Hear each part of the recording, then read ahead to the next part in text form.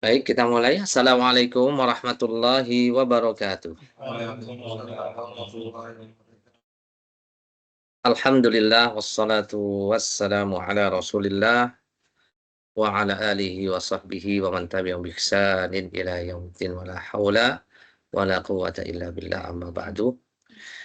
Ikhwatal iman, ikhwan wa akhwati fid din rahimani wa rahimakumullah. Alhamdulillah teman-teman semuanya, kita bisa bertemu kembali, berjumpa dalam keadaan yang baik insyaallah.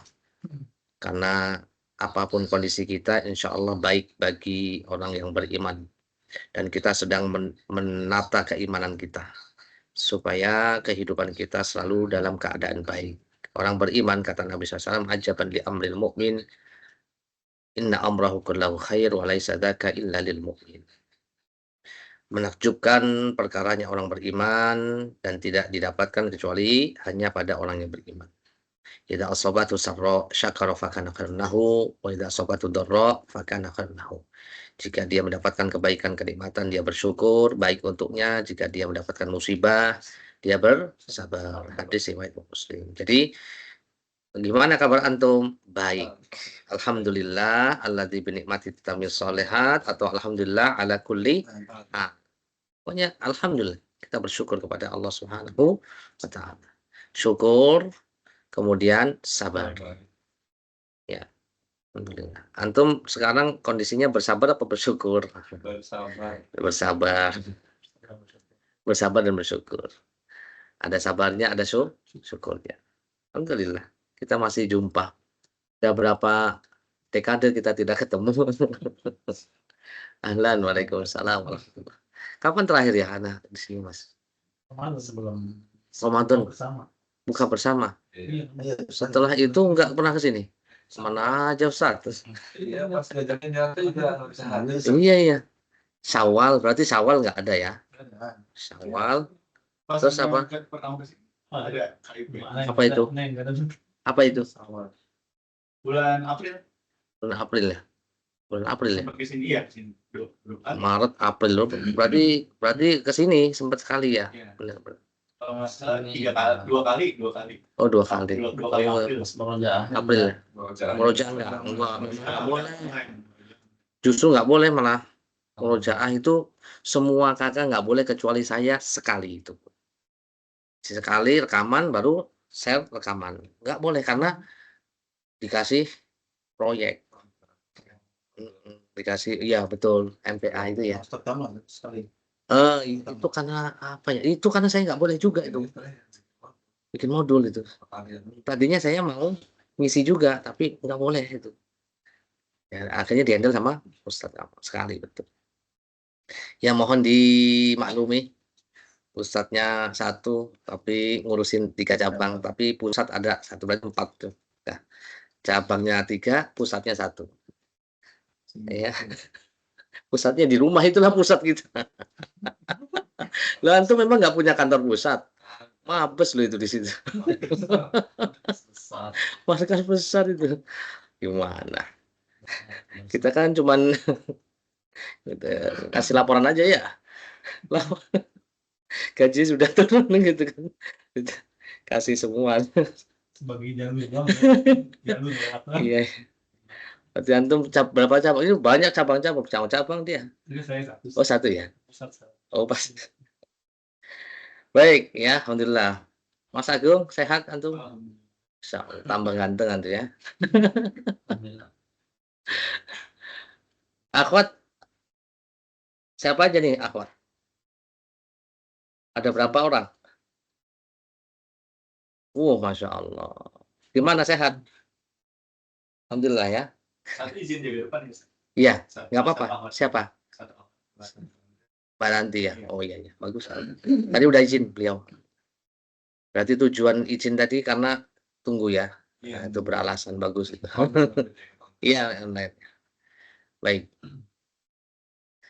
Baik, kita akan sampaikan materi KIP. Ada 3 poin. Ada menguap, berobat, bersiwak. Siapa yang pernah menguap? Menguap terus. Apalagi kajian. Kajian, khutbah Jumat. Tidur yang paling enak. Saya susah tidur, Ustaz. Tapi pas Jumatan tidurnya enak banget gitu. Oh, Masya Allah. Oh, Saya dengarnya gajian yang menguap. Oh, latih. Maaf. kajian menguap, gajian juga cepat menguap sama. Ya Allah, antum ini Mas Sakban nih. Iya, gajian menguap. Baik ya, terima kasih sudah mengingatkan kalau kajian kita sama-sama menguap. Ya, mukaddimah, adab menguap, adab berobat, adab bersiwak. Segala puji bagi Allah Rabb semesta alam yang telah menyempurnakan agama Islam dengan petunjuk dan akhlak yang mulia. Memang Islam itu penuh dengan petunjuk dan mengajarkan akhlak. Innama bu'itsu liutammima makarimal akhlak. Di antara misi Nabi diutus untuk menyempurnakan akhlak, mengajarkan akhlak. Ya ayyuhalladzina amanu qu anfusakum wa ahlikum nara. Wahai orang beriman, jagalah dirimu dan keluargamu dari api neraka. Cara menjaganya kata Ali bin Abi Thalib, adibuhum wa allimuhumul khair. Adibuhum, berikan bekal adab dan berikan bekal ilmu kepada anak istrimu gitu. Selawat dan salam senantiasa tercurahkan kepada Nabi SAW, suri tauladan agung dalam setiap aspek kehidupan termasuk dalam adab dan akhlak mulia. Kiblat kita jelas dalam hal akhlak adalah Nabi kita Muhammad SAW sebagai dalam surat Al-Qalam, innaka la'ala khuluqin azim. Allah mengatakan sungguhnya engkau Muhammad berada di atas akhlak yang agung. Itu ya. Gitu aja masih dipukulin sama orang-orang Taif ya. Gitu aja masih dituduh orang gila, penyair, apalagi. Banyak cemoohan, banyak hinaan, banyak. Itu orang yang paling berakhlak. Jadi kalau ada orang baik dikatakan tidak baik, ya jangan kaget. Ini kan orang baik, ini orang amanah. Justru orang yang baik itu banyak musuhnya karena kebanyakan orang itu tidak suka. Islam bukan sekedar agama ibadah semata, tetapi juga cara hidup menyeluruh. Ya, keindahan Islam bukan hanya pada sholat, puasa, atau zakat, tetapi juga keindahan Islam bukan hanya pada sholat, puasa, atau zakat saja ya. Ya, walaupun ya sholat bagus, puasa, zakat bagus, tapi akhlak juga harus berbanding lurus. Harus seperti itu. Islam mengajarkan seperti itu. Ilmu tinggi, akhlak juga harus bagus tinggi. Karena kadang-kadang orang pinter itu tidak berbanding lurus sama akhlaknya, mau dokter, mau insinyur, mau profesor, kadang-kadang akhlaknya nggak menunjukkan. Gitu. Makanya dalam hadis Nabi mengatakan innamal ilmu bitta'allum wal hilmu bitta'allum. Ilmu itu dicapai dengan apa? Belajar siang malam, dan akhlak mulia itu bisa dicapai dengan apa? Dengan pembiasaan. Ngomongnya ketus, ngomongnya songong, wah saya memang gini karakter saya, orang timur saya orang Sumatera, nggak ada hubungannya, ya nggak ada hubungannya, ya. Memang orang yang halus itu harus orang Solo saja. Kamu ini, ya mohon maaf ya. Dulu ada kakak kelas kita di pondok itu, dan saya ketemu sendiri. Orang Surabaya loh, bukan orang Solo. Ustadznya juga pengen ngetes gitu loh. Dimarahin gitu kan sama ustadznya. Allah ya kaget. Oh, mohon maaf ya Ustadz. Dia orang Surabaya tapi ngomongnya kayak Solo dan ngomongnya halus banget nih dan nggak pernah marah. Temennya juga pengen ngetes. Kan kita ke pondok dari asrama ke mana? Ini cerita ya kakak-kakak kelas kita. Dari asrama ke tempat kita belajar masjid besar Al Irsyad di Surabaya itu ada 2 atau 3 kilo lah pakai sepeda. Nah, itu ditabrakin. Sengaja ditabrakin apa gimana, usil lah ya, usil itu. Dia jatuh gitu kan. Ya nggak marah dia. Ya aduh saya jatuh gitu. Nggak marah. Ya Allah, kamu ini ustaznya sampai mau marah. Saya mau marah jadi nggak bisa marah. Iya, kamu ini orangnya. Allah, suruh baca nahwunya salah gitu. Suruh baca nahwunya salah. Tapi itu kayaknya 1001 ya. Kalau nggak bisa dibilang 100.000 atau 1.001. 1001. Baik tutur kata, tingkah laku mencerminkan iman dalam hati adab adalah cerminan. Oke, kita sedang dan akan mempelajari tentang adab. Tidak heran jika ulama terdahulu menegaskan bahwa adab itu didahulukan daripada ilmu. Ada kan riwayat ya bahwa menuntut belajar akhlak itu 30 tahun baru kita belajar ilmu 20 tahun. Itu riwayat-riwayat dari para ulama. Penting. Kan adab menuntut ilmu ada. Semuanya adab itu. Ada buku adab tersendiri. Adab sehari dan semalam itu. Saya pernah ngajarkan itu ke santri. Adab mau tidur, bangun tidur, pakai pakaian, makan, segala macam. Kan sudah belajar. Ini lanjutannya ya, adab menguap. Dan kita selalu belajar adab. Dari dulu sampai sekarang ada materi adab ya. Dan nggak akan hilang. Supaya kita harus nomor satu adab dulu. Menguap. Berupaya semampunya menahan dan menolak uapan. Nah, itu kan keluar kan? Udah paham. Udah paham, alhamdulillah. Kita saling memahami ya. Saya minum dulu dah. Apa ya? Minum nggak kau ya? Itu memang kayak gitu ya bahasa Indonesia. Menguap itu kata dasarnya kuap. Ya, betul ya?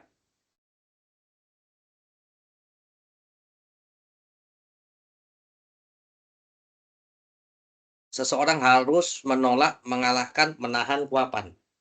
Jangan malah Wah, wah, diluapin. diluapin. Wah, enggak boleh itu. Ya, Setan masuk. menguap setan. Iya betul, itu kan sunnah Nabi itu enggak. Bapak saya nggak belajar kayak gini. Tapi di Riyadhus Shalihin ada di sini. Riyadhus Shalihin ada itu tentang adab kayak gini dijelaskan. Saya belajar, saya loh yang udah belajar di pondok, ditegur sama bapak saya, rahimahullah udah meninggal beliau. Gak boleh nguap itu harus ditahan. Saya kira apa namanya? Saya nggak tahu gitu. Emang iya, oh ternyata iya. Dilihat dari sopan santun aja biasanya. Sopan santun dari ini orang-orang tua itu sangat perhatian tentang adab. Kayak gitu nanti anaknya juga gitu, ya, siapa namanya, murid-muridnya juga gitu, tahan, tutup gitu ya. Nih hadisnya, idza tata'aba ahadukum fis shalah falyagzim mastata' fana syaiton yadkhul. Ya, secara khusus dalam sholat, apabila seorang kalian menguap dalam sholat, ya ditahan kuapannya. Bisa nggak tahan? Oh, ya dianu, walaupun dia keluar juga ditutup. Nahan ya. Sebisa mungkin karena setan bisa masuk. Nah, gitu kan. Repot ya. Setan masuk ngambil duit 100.000 semuanya. Kadang-kadang kita juga yang ngundang setan. Iya kan? Loh, coba masuk rumah. Bismillah enggak? Ya setannya mlebu masuk bareng. Kemudian makan, bismillah enggak? Kalau enggak bismillah, ya dimakan setan juga bareng. Kadang-kadang kita ini bestie loh sama setan. Enggak sadar gitu kan? Nah, enggak sadar. Seseorang tidak perlu merasa heran kalau setan bisa masuk, karena setan adalah makhluk yang tercipta dari api yang dapat berubah pindah, bergerak seperti Hawa dan enggak punya jasad ya. Selama hadis tersebut sahih dari Nabi, ya kita harus tasdiq, tasdiquhu fima akhbaro, sebagaimana dalam kitab Ushulul Tsalatsah. Di antara konsekuensi kita bersyahadat Muhammad SAW, kita harus mempercayai apa yang dikatakan Nabi, wa ma yantiqu 'anil hawa in huwa illa wahyu yuha. Tidaklah apa yang diucapkan Nabi ya dari Al-Qur'an itu dari kemauan hawa nafsunya, tetapi itu ucapannya adalah dari wahyu yang diwahyukan dari Allah Subhanahu wa taala. Baik, ditutup, ditahan, ya ini ditahan ya. Belum ditutup ya? Ditahan. Ya, karena setan. Baru ditutup yang kedua. Kalau tadi ditahan, sekarang ditutup. Tujuan meletakkan tangan di mulut ketika menguap adalah mulut tidak ya terbuka. Kalaupun ya sudah ditahan, tertutup juga, cuman kadang terlepas juga, tetap terbuka kan. Nah, ditutup. Demikian juga Nabi mengatakan idza tata'aba ahadukum falyadha yadahu 'ala fihi fa inna syaitana yadkhulu ma'at tata'u. Apabila salah seorang kalian menguap, ditahan mulutnya dengan tangan karena setan bisa masuk. Hadis riwayat Imam Muslim. Yang ketiga, tidak mengeluarkan suara. Nah, itu ya biasanya ya. Sampai dalam banget gitu kadang. Sampai ini pakai kol-kolah kayaknya. Atau apa khaysum atau makhrarijul hurufnya paling dalam al-halq kayaknya. Di tenggorokan kerongkongan. Ya, tidak dikeluarkan suara. Setelah ditahan, ditutup, kemudian endingnya tidak ada keluar suara. Tujuan meletakkan tangan di mulut ketika menguap ialah tidak terbuka. Ya, ini tadi sudah ya. Nah, ini bersin itu berasal dari Allah. Sedangkan menguap dari setan. Apabila salah seorang dari kalian menguap, hendaklah letakkan tangan pada mulut. Jika berkata saat menguap, maka setan akan tertawa dalam dirinya, dari dalam dirinya. Sesungguhnya Allah menyukai bersin, membenci menguap. Maka jika seorang berkata ketika menguap, setan akan tertawa dari dalam dirinya. Hadis riwayat Tirmidzi. Berarti dia membuat senang setan, menghibur setan. Sedangkan setan itu jangan kita hibur. Buat mereka menangis, buat mereka kecewa, ya buat mereka sakit hati silahkan. Karena setan adalah musuh kita, musuh kita. Ketika kita azan, setan kan lari. Ketika kita zikir, setan akan lari. Cuman kadang-kadang kita kurang zikir, makanya setannya seneng sama kita. Terutama orang-orang itu apa ya, jauh dari Allah itu karena kurang zikir. Kurang adab berobat. Kenapa mesti berobat, mahasiswa? Antum mempersiapkan materi nih. Ngantuk ya? Oh. Obat Ustaz. Hah? Obat. Obat ya. Syafakallah, syafaqah. Sakit antum? Sakit apa? Flu. Ini kayak radang ini. Pusing. Oh. Udah sih itu. Iya. Syafakallah. Iya nggak apa-apa, semampu antum ya. Nanti paling disenggol-senggol dikit. Berobat Mas, berobat. Ini ada berobat. ada berobat. Tuh. Itu orang flu ya, zukam. Seorang muslim pasti pernah terserang penyakit ringan atau berat. Ini semua sudah menjadi ketetapan takdir Allah Subhanahu wa ta'ala. Ya ujian buat kita yang sakit, ya kan? Kalau sakit sikap seorang yang beriman apa yang mesti dikerjakan? Pertama berobat, kedua keyakinan bahwa yang menyembuhkan hanya Allah Subhanahu wa ta'ala. Kemudian tawakal kepada Allah, sabar gitu. Kemudian dia banyak menghibur diri dengan hadis-hadis, dengan Quran, ya. Terus kemudian baca kisah-kisah orang yang jauh lebih parah dari sakit kita itu banyak. Ya, Nabi Ayub bertahun-tahun sampai kehilangan keluarganya. Itu kan. Terus banyak juga ya cerita-cerita tentang di zaman sekarang kan banyak sih orang-orang yang sakitnya lumayan parah-parah tuh kan. Ya kan? Nah, itu supaya kita lebih bersyukur lagi dengan kesehatan kita. Orang mati juga nggak harus sakit, ya kan?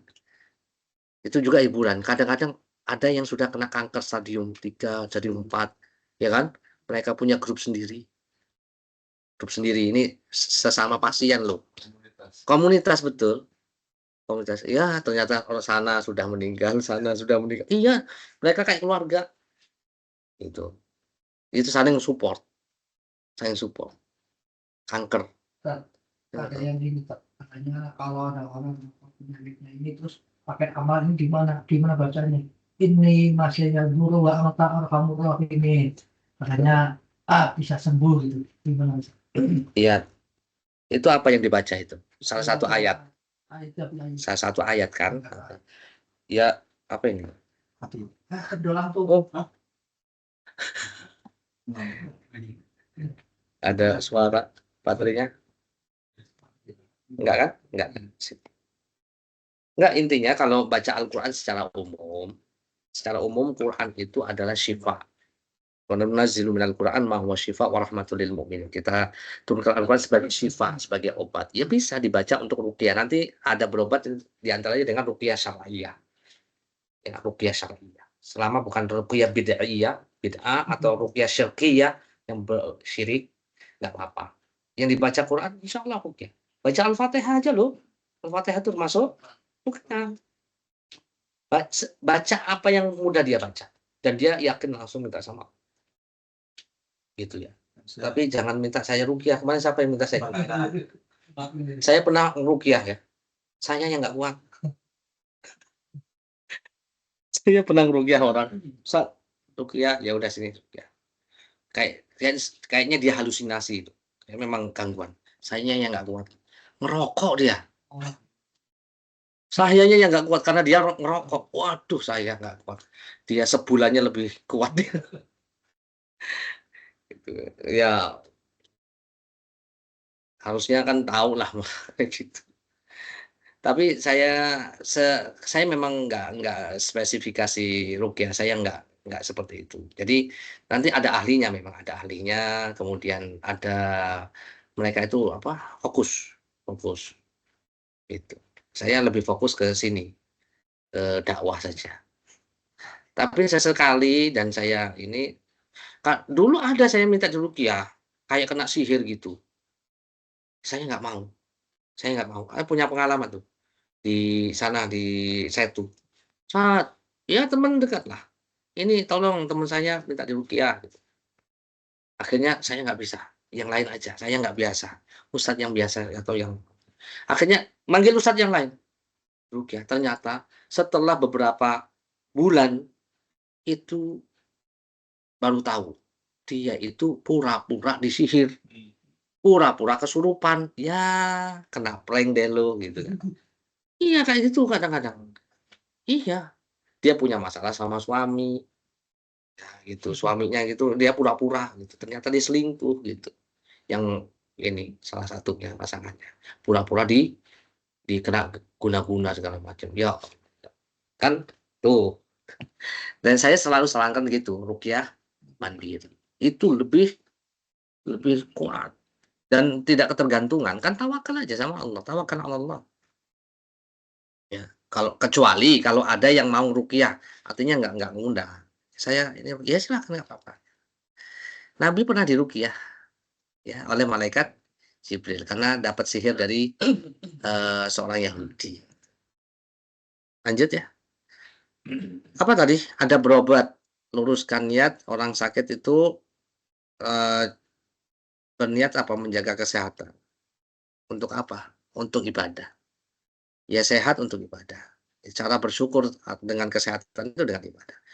Orang yang mengobati berniat untuk membantu saudaranya sesama muslim dan menolong semampunya. Yang melakukan semua itu untuk mendapatkan pahala dari Allah Subhanahu wa taala.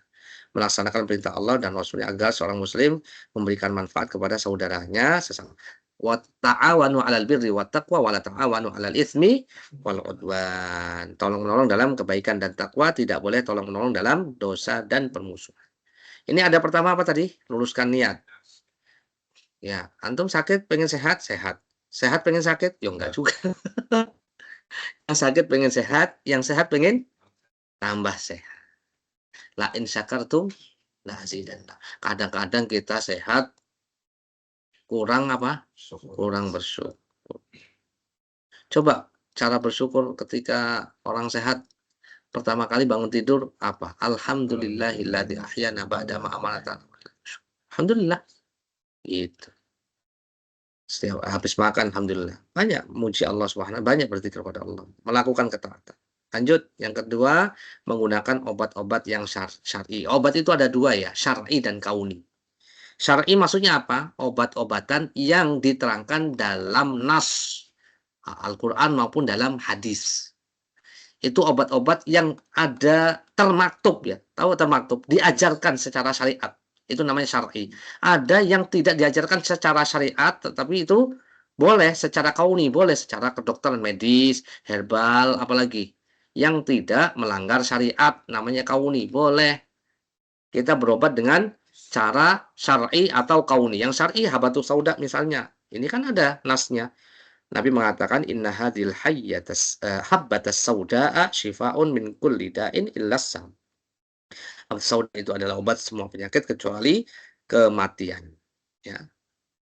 Kemudian madu fihi shifaa'un linnas. Ya, dalam Al-Qur'an di dalamnya yaitu madu terdapat obat yang menyembuhkan. Itu salah ya. Menyembuhkan bagi manusia. Kemudian ada lagi apa? Bekam. Inna afdhala ma tadawaitum bihil hijamah wal qustul bahri. Terapi terbaik untuk kalian adalah bekam dan al qustul bahri, kayu cendana laut. Saya nggak tahu ya. Pernah ngerti nggak antum? Al qustul bahri, kayu cendana laut.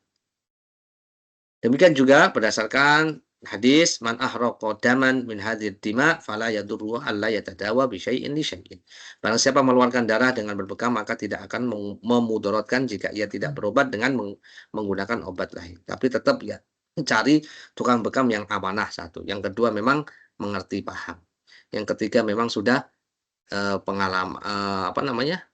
Sudah jam terbangnya tinggi ya. Pokoknya yang bisa lah yang bisa. Jangan yang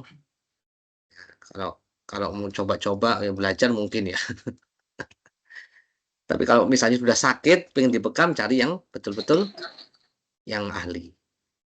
Kalau untuk ya, karena memang orang bekam itu kadang tingkatannya udah mahir, ada yang baru pemula kan untuk belajar. Baik, lanjut ya bekam. Siapa yang udah pernah dibekam? Ada tukang bekam di sini. Antum bisa bekam? Bisa? Yang standar. Oh, yang standar. Pemula. Oh, pemula ya. Hah? Pakai ini lah. Jam Ini mah bekap itu. Bekap itu, bukan bekam. Baik ya. Bagus. Nanti bisa kan ada tukang bekam, ada tukang cukur, nanti gratis semua. Tukang bekam ada, tukang cukur ada, apalagi? Sablon iya, masya Allah. Sablon ada, tukang kebab ada. Ini harus ini ya, dikasih tahu teman-teman. Besok-besok kalau mau apa namanya beli ini beli itu cari yang produknya teman-teman sendiri itu. Ya? Iya, salah satunya. Itu. Ya memang buat dari kita untuk kita. Kayak Mas apa namanya? Mas Hendra, Cilok atau apa. Gitu caranya. Itu lebih berkah insya Allah. Karena ya nikmal mal soleh lirrajuli soleh. Sebaik-baik hartanya orang soleh, orang yang baik dibelanjakan kepada orang-orang yang soleh. Itu. Kalau kita ngasih hadiah aja duit misalnya, yang jangan asal ngasih kan, kasih sama orang yang soleh. Misalnya ustadz misal gitu. Buat beli apa? Buat beli yang pasti yang baik. Misalnya makan, kan buat apa namanya makan untuk sholat untuk ini. Dan itu memang betul seperti itu. Kalau kita mau ngasih orang yang nggak tahu nggak sholat ya kasih nasihat. Ini kan orang butuh antum sholat ya. Gitu. Ya Ustaz Yazid gitu dulu.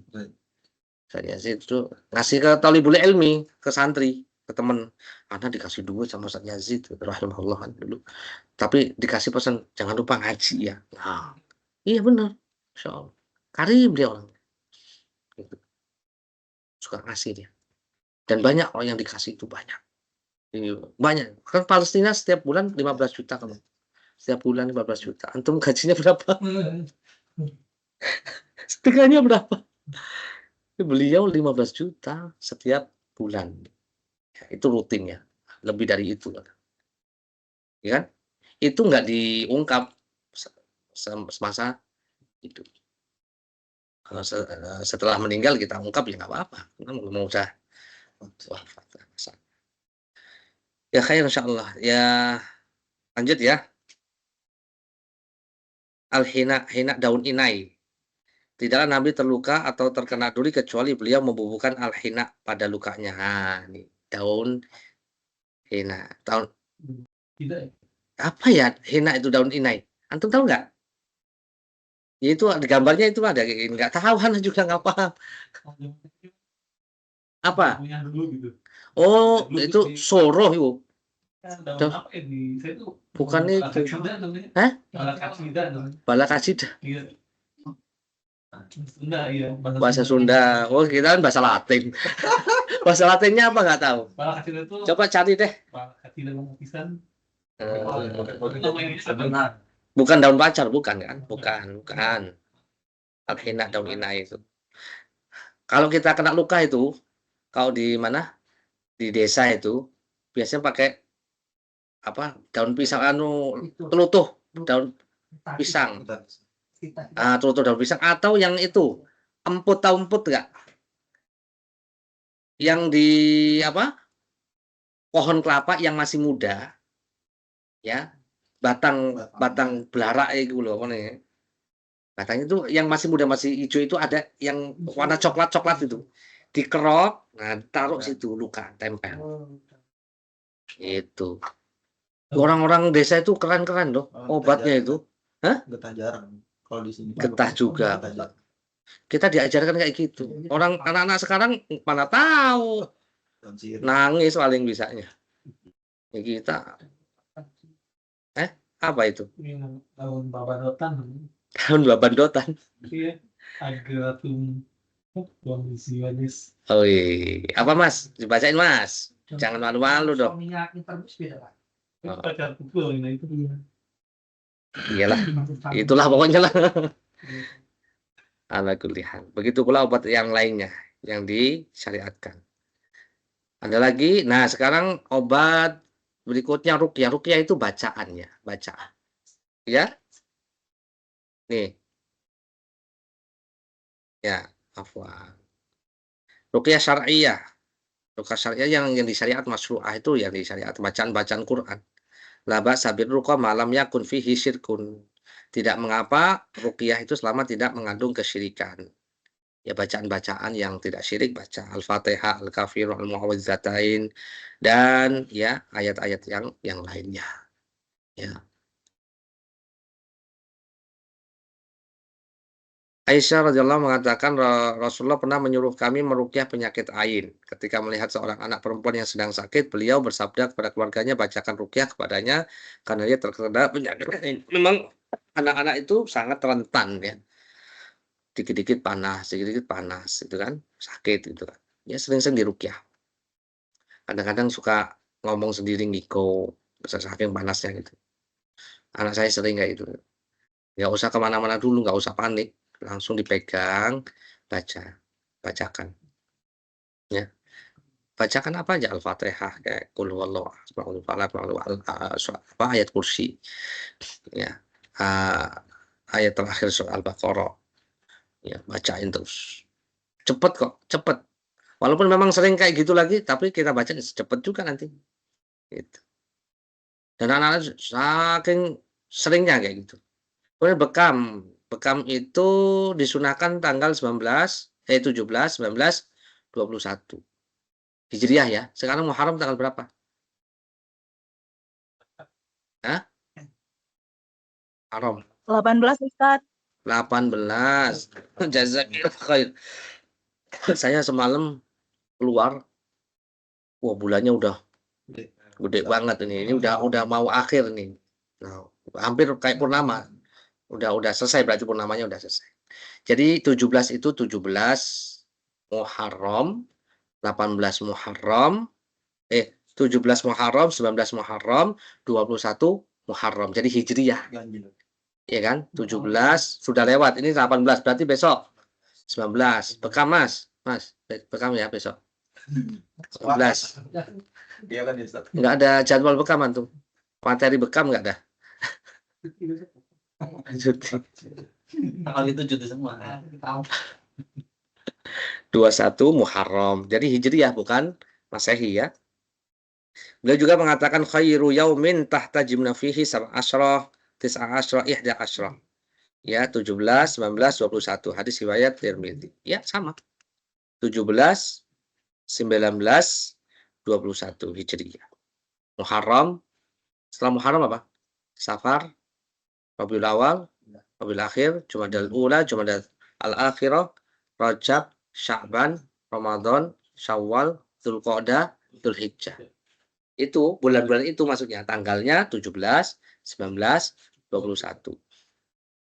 Ya, 17 Ramadan, 19 Ramadan, 21 Ramadan. Betul-betul. Ya malam kalau Betul-betul.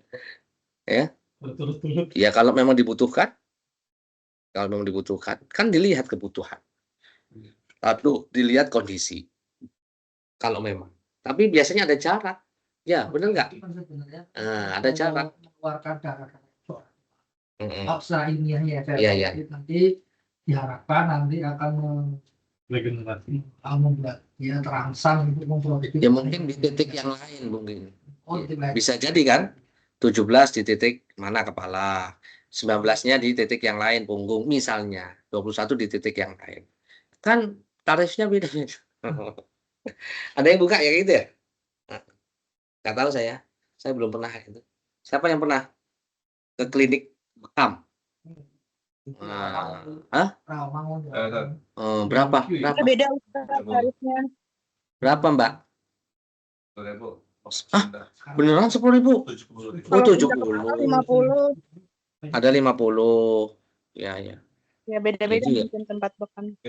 masih murah lah. Sekarang iya, sekarang di dokter aja 100.000 kita ini. Apa namanya? Di klinik biasa itu kita berobat 100.000. Kalau nggak pakai apa? BPJS. Saya kok bersyukur banget kenal BPJS kemarin. Oh, gratis semua ternyata. Saya anak 5 baru sadar kalau BPJS itu gratis. Anak saya kemarin pulang dari pondok kan, sakit kan. BPJS bisa gratis 4 hari atau 5 hari itu, masya Allah, alhamdulillah. Bersyukur kepada Allah. Doakan pemerintah juga nih, jangan lupa, jangan jangan difitnah terus. Ya, karena Fudhal bin Iyad juga mengatakan kalau ada satu doa yang diijabah, saya doakan pemerintah dengan kebaikan. Ya, kita bisanya gitu. Reformasi mah dari doa dulu, bukan dari demo. Sama-sama D loh, doa, demo. Mendingan mana? Demo apa doa? Ya doa. Ya, para ulama seperti itu. Baik, terima kasih ya tukang bekam. Ada tukang bekam gini, masya Allah. Tapi nggak bisa bekam sendiri ya. Bisa. Ya, kalau yang di sini ya, ya bisa betul. Ya, bisa tuh. Bisa. Tukang cukur bisa nyukur sendiri loh. Bisa. Bener, itu nyukur sendiri itu. Mas apa? Iya, nyukur sendiri itu. Hah? Nggak ada model ya kan? Nggak ada.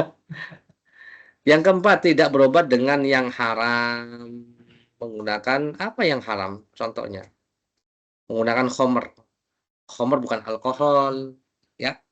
Khomer bukan alkohol. Oleh karena itu tidak sepantasnya seorang muslim berpaling dari sabda ini, ya. Rasul mengatakan khomer itu, ya. Ketika seorang laki-laki bertanya kepada Rasulullah SAW tentang hukum mengambil khomer sebagai obat, dia berkata khomer itu obat. Lantas beliau menjawab khomer itu bukan obat, tetapi penyakit. Khomer ya, khomer. Ya. Kalau alkohol itu kalau diminum itu bukan minuman sebenarnya. Alkohol itu bukan minuman. Kalau khomer itu kan minuman gitu. Tapi walaupun tetap harus dihindari. Ada obat-obat yang ada alkoholnya, obat batuk biasanya ya. Itu dijelaskan para ulama panjang lebar.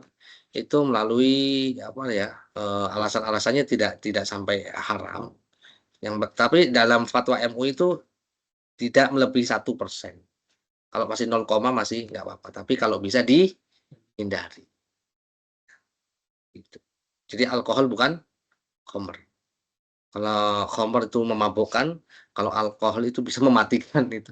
Itu bukan, kalau diminum itu bisa mematikan itu kalau alkohol diminum. Ya, kalau khamr itu memabukkan. Iya, racun. Alkohol juga beda-beda ya. Iya, betul. Jadi nggak masalah berobat pakai obat-obatan yang Memang kalau bisa dihindari, tapi ya kalau enggak masalah. Wallahu a'lam. Fatwa MUI 1% lah, di bawah itu boleh. Berkonsultasi dengan ahlinya, Allah mengatakan, "Fas'alu ahla dzikri in kuntum la ta'lamun." Bertanya pada ahlinya jika kamu tidak mengetahui. Termasuk bekam, tanya sama ahlinya. Atau herbal, tanya sama ahlinya. Di Tambun itu, ada suami seorang bidan, saya dulu ke situ terus. Sadar. Hah? Yang pakai sadar. Yang pakai cadar. Antum tahu ya? Loh, istri saya berobatnya sama bu bidan itu. Nah, itu suaminya herbal, ya kan? Wah, herbal. Itu keracunan, meninggal dunia. Keracunan, karena itu konsumsi, apa, pokoknya herbal itu. Qadarullah, masya Allah. Gitu. Nah, apa ini? Dalam hadis, innallaha lam yunzil da'an illa anzalahu syifa, alimahu man alimahu wa jahilahu man jahilahu. Allah tidaklah menurunkan penyakit kecuali pasti ada obatnya. Ada yang tahu, ada yang tidak tahu. Berarti ada ilmunya, kan? Iya kan? Untuk jadi ahli herbal pun itu bertahun-tahun pelatihannya, bertahun-tahun belajarnya.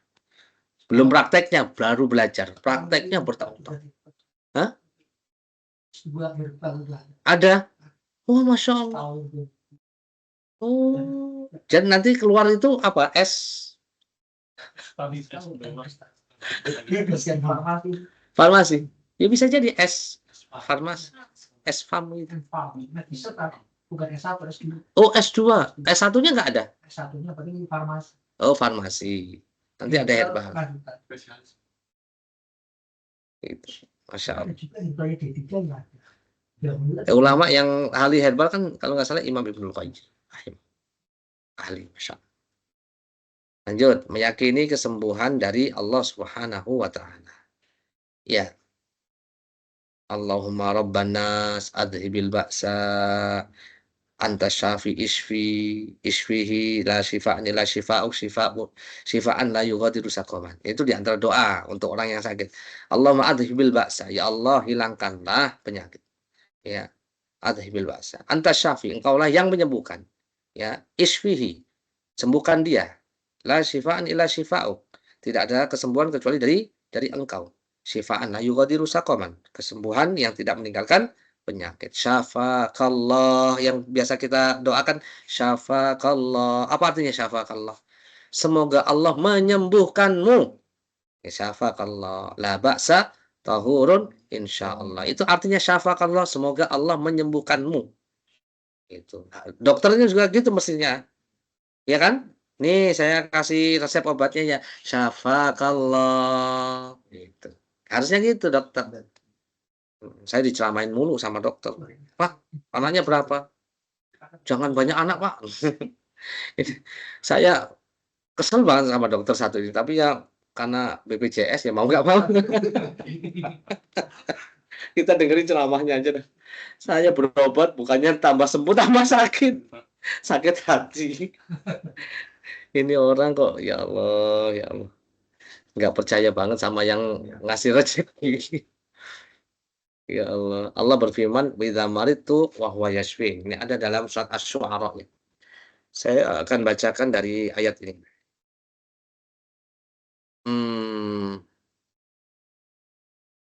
Ayat berapa ya? 75. Allah mengatakan, qala afara'aitum ma kuntum ta'budun. Ibrahim mengatakan, apakah kamu memperhatikan apa yang kamu sembah? Antum wa aba'ukumul aqdamun, kamu dan nenek moyang kamu yang terdahulu, apa yang kamu sembah? Fa innahum aduwwul li illa rabbal alamin. Sungguhnya mereka apa yang kamu sembah itu musuhku. Ya, lain halnya Tuhan seluruh alam. Alladzi khalaqani. Ini sifat untuk Allah. Alladzi khalaqani fa huwa yahdin, yaitu Allah yang menciptakan aku, memberi petunjuk kepadaku. Walladzi huwa yut'imuni wa yasqin, dialah Allah yang memberikan kepadaku makan dan memberikan kepadaku minum. Wa idza maridtu fa huwa yashfin. Nah, di sini kan, ketika aku sakit, dialah Allah yang menyembuhkan. Walladzi yumituni tsumma yuhyin, dialah Allah yang mematikan aku, menghidupkan aku kembali. Walladzi atma'u an yaghfira li khati'ati yaumaddin, dan yang sangat kuinginkan akan mengampuni kesalahanku pada hari kiamat. Terakhir, Rabbi habli hukman wa alhiqni bis sholihin. Ibrahim berdoa, ya Tuhanku berikanlah kepadaku ilmu dan masukkan aku ke dalam golongan orang-orang soleh. Insyaallah. Asy-Syu'ara ya 75 sampai 83. Ya ini saya tambahin kan antum dikasih cuma satu nih ya. Idza maritu wa yashfin, dialah yang jika aku sakit dialah yang menyembuhkan sakit. Itu menjadi keyakinan dan tawakal. Tawakal. Kalau belum waktunya sembuh, mau obat apa saja, ya, siapapun dokternya, ya, ya kalau Allah belum menyembuhkan, ya belum saatnya. Ya sabar, sabar. Terakhir adab bersiwak. Itu siwak ya. Adab bersiwak. Bersiwak sunnah hukumnya. Beliau bersiwak serta siwak terus. Fungsinya membersihkan mulut, menyebabkan keridhaan Allah. Sebagaimana hadis, as-siwaku matharatun lil fammi mardhatun lir rabbi. Siwak itu ya membersihkan mulut dan menjadikan ridho Allah Subhanahu wa taala. Seorang muslim layaknya menjaga adab siwak antara lain. 1. Banyak bersiwak ketika hendak sholat. Ini Nabi ya bersabda, umirtu bisiwak hatta khasyitu an yaktuba alai. Aku diperintahkan untuk bersiwak hingga aku khawatir kalau itu diwajibkan kepadaku. Hadis riwayat Imam Ahmad. Beliau juga bersabda, aku diperintahkan untuk bersiwak hingga aku khawatir terhadap gigiku. Bersiwak diutamakan sebelum sholat, laula an asyqa ala ummati la amartuhum bisiwak fi kulli shalah. Kalau bukan karena kekhawatiran membebani umatku, niscaya aku perintahkan mereka untuk bersiwak pada setiap sholat. Siwak itu ya kita nggak bawa kayu siwak ya. Apa gantinya? Sikat gigi bisa. Terus kalau nggak bawa sikat gigi apa? Pakai tangan kiri antum. Dibersihkan ketika wudhu atau setiap kali, pokoknya langsung dibersihkan. Habis makan, kumur-kumur terus dibersihkan. Itu cara bersiwak kita. Nggak pakai siwak, nggak pakai gosok gigi, karena mungkin di kantor susah, padahal Nabi, nah makanya lebih apa namanya, kalau di mana aja bersiwak bisa dikantongin gitu. Ya, itu Nabi pakai kayu siwak. Tapi kita ya mungkin kurang perhatian, kurang terbiasa. Makanya dipakai tangan. Bekas-bekas makan tadi gorengan, nanti mau gorengan lagi, habis makan gorengan, nanti gorengan lagi. Nanti ya gorengan lagi. Makan terus kita ini. Padahal banyak makan, banyak pengeluaran sih sebenarnya. Banyak acara, banyak menghabiskan waktu. Makanya para ulama itu makan makanan itu yang jangan yang keras-keras. Pelit mereka sama waktu. Kalau kita pelit sama duit. Mereka pelit sama waktu. Digunakan untuk baca, dakwah, nulis, ya apa saja. Kita pelit waktu untuk yang tidak bermanfaat, semoga tidak ya. Bersiwak dengan tangan kiri atau tangan kanan. Berbeda para ulama ya. Khilaf para ulama ya. Bersiwak dengan tangan kiri alasannya karena siwak termasuk salah satu perbuatan menghilangkan kotoran. Itu bagi ulama yang berpendapat kalau siwak itu dengan tangan kiri. Sebagian yang lainnya berpandangan bahwa siwak itu dengan tangan kanan lebih utama. Alasannya kenapa? Karena itu ibadah mengikuti sunnah Nabi Shallallahu Alaihi Wasallam. Sebagian lainnya berpandangan bahwa jika tujuannya membersihkan, ditafsil. Ini pendapat yang ketiga. Ditafsil, dirinci. Ya, jika tujuan membersihkan, bersiwak dengan tangan kiri itu lebih utama. Jika tujuannya melaksanakan sunnah Nabi, bersiwak dengan tangan kanan lebih utama. Ya, Syekh Utsaimin mengatakan ya ini perkara yang luas. Ya, nggak masalah. Bagi yang berpendapat ini adalah sunnah pakai tangan kanan. Bagi yang berpendapat kalau ini membersihkan kotoran, berarti dengan tangan kiri, nggak masalah. Dari sebelah kanan dulu ke sebelah kiri. Nabi mengatakan, Aisyah mengatakan, Anda Nabi SAW karena yu'jibu tayammun mastata'a fi tarajjuli wa tanaquli wa wudu'ihi. Nabi suka mendahulukan sebelah kanan dalam seluruh keadaan yang beliau sanggupi. Baik ketika bersuci, bersisir, memakai sandal. Dan ketika bersiwak. Hadis riwayat An-Nasai. Kemudian menggosok dengan gerakan vertikal. Vertikal gimana? Atas bawah ya. Betul? Kemudian horizontal itu kanan kiri. Ya, boleh, silakan. Tujuan siwak dengan gerakan vertikal horizontal ialah supaya seluruh gigi dapat disiwak, dibersihkan, disentuh semuanya. Dalam hadis, apabila Rasulullah SAW bersiwak, beliau berdiri dan berupaya untuk menggosok-gosokkan batang siwak di mulutnya. Imam Nawawi mengatakan asyusu itu artinya menggosok gigi dengan gerakan horizontal. Ini penjelasan. Kalau menggosok-gosokkan itu secara umum ya. Tapi bagaimana cara menggosokkannya diterangkan oleh Imam Nawawi tadi. Memberikan siwak kepada yang lebih tua. Ya. Ini ada hadis Nabi itu pernah bersiwak, selesai bersiwak dikasih ke yang lebih tua. Yang lebih tua. Kita malah jijik ya. Padahal itu sunnah. Kadang-kadang Bekas orang. bekas orang. Sikat gigi bekas orang nih. Siwak. Kalau siwak masih bisa dipotong kan? Nah, kalau sikat gigi apa? Kalau siwak itu, jorok, bekasan. Enggak, kalau siwak bisa dipotong. Krek. Nah, baru lagi dia. Kalau kayu baru lagi. Tapi sikat gigi janganlah. Ih, siapa nih? Ini sunnah ini. Siwak ya, tapi kalau sikat gigi jangan satu-satu. Ini kadang-kadang sikat gigi juga udah 5 tahun nggak ganti-ganti. Gantilah yang bagus, yang bersih gitu kan. Baik, kita lihat ya sini.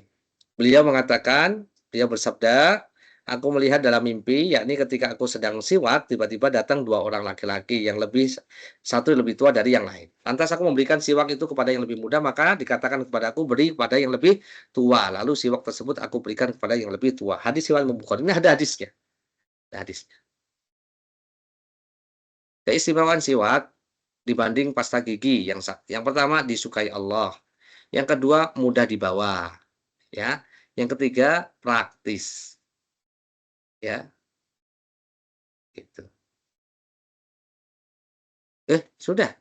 Syukron jazakumullah khair wa barakallahu fikum. Semoga bermanfaat. Alhamdulillah hampir 1 jam kita kajian. Silakan jika ada pertanyaan yang bisa dan mampu saya jawab.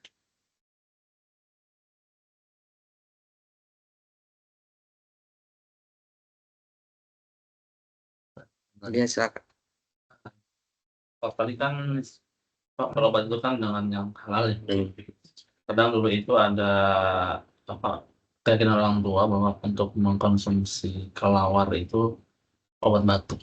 Itu bagaimana sih? Ya. Kelawar. Ya bertaring. Iya, bertaring dia nggak boleh. Nggak boleh. Cari alternatif yang lain.